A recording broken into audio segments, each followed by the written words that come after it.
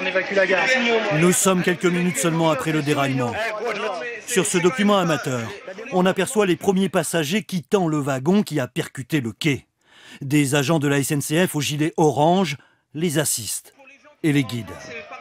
Rescapés mais désorientés, les plus valides quittent le train avec leurs bagages.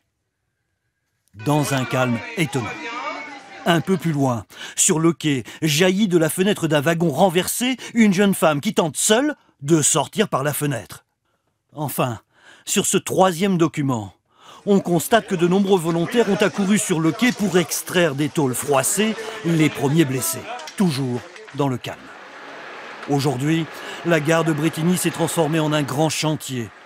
Déjà au bout de la grue pend un morceau de la caténaire arraché lors de l'accident. Mais il faut passer sur les quais derrière la gare pour comprendre la violence inouïe de ce déraillement. Plus sur le quai que sur les rails, les wagons du train brutalement stoppés à 17h14 sont toujours sur place. Et il fallait au minimum aujourd'hui être accompagné du PDG de la SNCF pour franchir le périmètre de sécurité. En longeant les voies, on remarque le sol jonché de cailloux.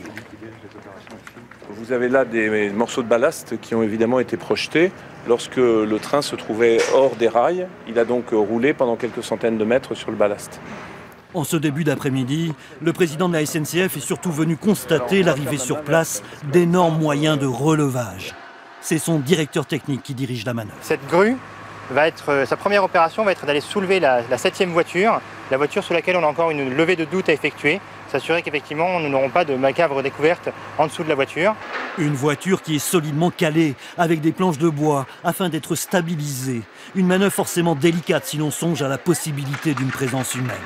La grue, elle, se met lentement en position. Alors que Guillaume Pépi et son état-major poursuivaient leur inspection de la gare de Brétigny, un technicien de la SNCF faisait tourner la roue du premier wagon couché au sol.